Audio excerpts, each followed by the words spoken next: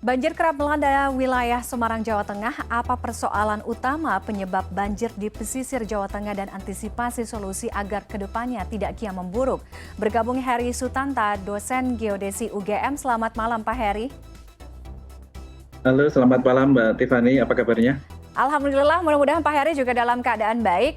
Pak Heri, terkait dengan Ya, banjir yang kerap melanda wilayah Jawa Tengah, pesisir Jawa Tengah, apakah karena salah satunya disebabkan oleh faktor lingkungan, ada penurunan tanah yang cepat, dan mengapa kalau memang itu salah satu faktornya, mengapa prosesnya begitu cepat, Pak Heri? ya. Banjir di Semarang sebetulnya ada dua jenis. Satu yang seperti kita lihat kemarin di daerah atas ya, itu karena memang wilayahnya itu terletak di daerah cekungan dan kemudian perumahan itu terletak di daerah belokan sungai.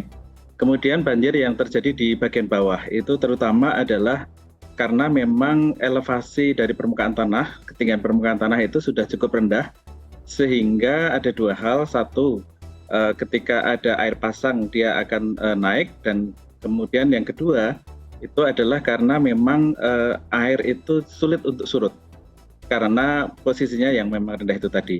Nah, penurunan tanah di Semarang itu menjadi salah satu hal yang perlu untuk diwaspadai dan diantisipasi karena dia akan meningkatkan peluang terjadinya banjir itu menjadi lebih besar lagi. Demikian Mbak Tiffany. Oke, berapa kisaran penurunan tanahnya, Pak Heri? Apakah ada jumlah atau angkanya per tahun misalkan? Iya, sebetulnya penurunan tanah di Semarang itu sudah diteliti sejak cukup lama. Dari beberapa dokumen dari Badan Geologi itu sudah meneliti sejak tahun 1997 dan 2000-an. Dan pada waktu itu ada juga yang meneliti dari Teknik Geodesi UGM itu menemukan fakta bahwa tanah di Semarang pada periode tersebut turun sekitar 20 cm dalam waktu 3 tahun. Nah, kemudian penelitian-penelitian berikutnya itu juga menyebutkan bahwa tanah di Semarang, di sebagian terutama di pesisir, kalau kita lihat dari bandara ke arah timur, itu bisa turun sampai 10 cm per tahun dengan kecepatan penurunan yang bervariasi tergantung kepada wilayahnya. Jadi kalau kita membayangkan 10 cm per tahun, maka dalam 10 tahun dia sudah mencapai 1 meter kira-kira. Iya, oke. Itu salah satu penyebabnya ya, mengapa penurunan tanahnya cepat ya dan menyebabkan terjadinya banjir. Pak Heri, apakah ada pengaruh letak geografis Semarang zaman dulu? Nanti mungkin Pak Heri bisa tambahkan atau koreksi kalau saya salah, khususnya di bagian kawasan bawah Semarang yang terbilang rendah karena dahulunya adalah lautan. Iya, betul. Ada dari geologi itu menemukan bahwa Semarang itu tersusun atas dua kondisi. Satu adalah tanah aluvial dari endapan sungai, dan yang kedua adalah aluvial dari marin.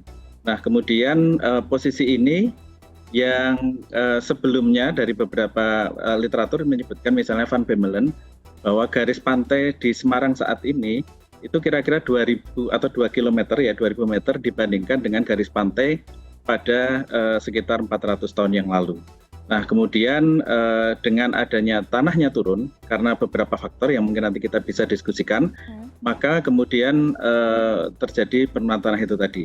Jadi karena misalnya pengambilan air tanah yang berlebihan yang melebihi daya dukung lestarinya, kemudian ada pemadatan lapisan lempung atau lapisan aluvial yang mendekati kota Semarang. Jadi memang dulunya Semarang itu adalah laut yang kemudian ada sedimentasi, jadi dari aluvial, kemudian menjadi daratan, dan sekarang karena kenaikan permukaan air laut, ya ada dua aspek ya, kenaikan permukaan laut global maupun faktor lokal karena adanya penurunan tanah. Dan justru faktor lokal ini yang kecepatannya jauh lebih tinggi daripada kecepatan kenaikan air muka laut global. Oke, Pak Heri, dari beberapa artikel yang saya baca, banjir di Semarang ini sebenarnya sudah terjadi sejak masa pemerintahan Hindia Belanda, sehingga pada masanya mungkin pada saat itu, apakah betul atau tidak nanti Pak Heri bisa tambahkan ya, dibangun kanal besar di bagian barat, kemudian juga di bagian timur. Tapi setelah sekian lama, puluhan tahun, ratusan bahkan, mengapa belum bisa teratasi? Iya, ada dua hal. Satu adalah bahwa pada saat itu, pada saat zaman Belanda, jumlah penduduknya masih sedikit, infrastruktur masih sedikit, sehingga kalau misalnya terjadi banjir, itu tidak berdampak langsung kepada infrastruktur dan orang-orang yang tinggal di sana. Nah, kemudian saat ini dengan jumlah penduduk yang jauh lebih banyak, kemudian pembangunan infrastruktur yang sangat pesat, dan tidak semua orang itu kemudian mampu untuk tinggal di wilayah yang aman dari banjir. Jadi tanah-tanah marginal itu kemudian terpaksa dihuni oleh warga masyarakat yang kurang beruntung, dan kemudian mereka lah yang lebih rentan terhadap dampak dari bencana, ya salah satunya adalah dampak dari banjir itu. Oke. Jadi memang pertumbuhan penduduk itu membuat banyak orang terpaksa tinggal di daerah yang rawan bencana. Oke. Solusi dan juga antisipasi dampak yang lebih buruk di kemudian hari seperti apa Pak Heri? Kalau tadi mungkin salah satu faktor yang disebutkan oleh Pak Heri adalah pengambilan air tanah berlebihan, sehingga itu juga mungkin sekarang harus menjadi concern besar dari pemerintah Provinsi Jawa Tengah sendiri.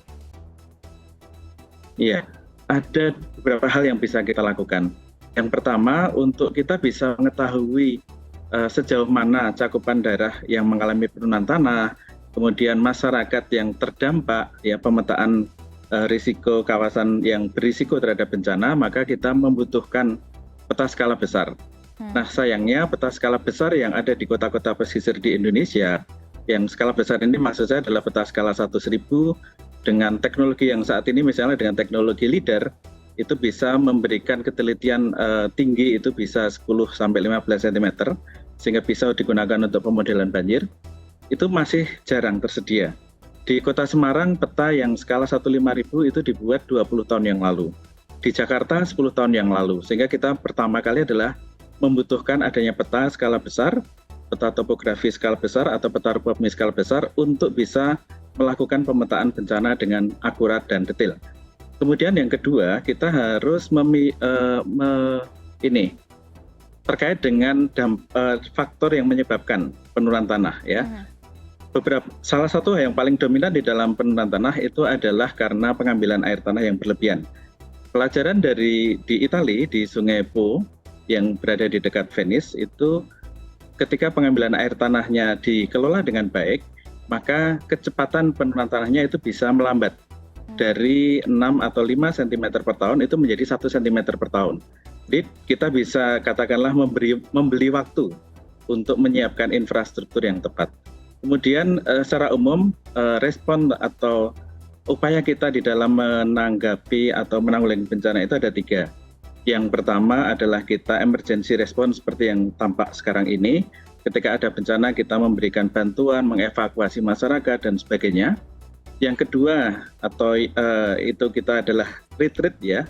Jadi kita mengalah, ya. Kita terpaksa tidak bisa memanfaatkan lahan-lahan yang rawan bencana itu.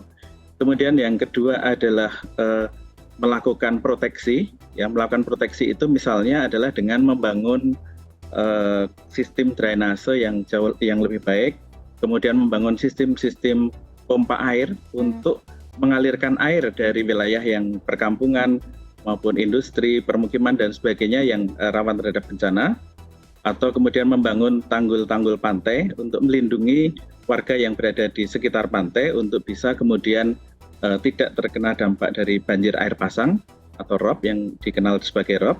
Kemudian yang ketiga, kita juga bisa melakukan akomodasi. Baik. Dari sisi misalnya pemanfaatan lahan atau bahkan membuat rumah panggung misalnya.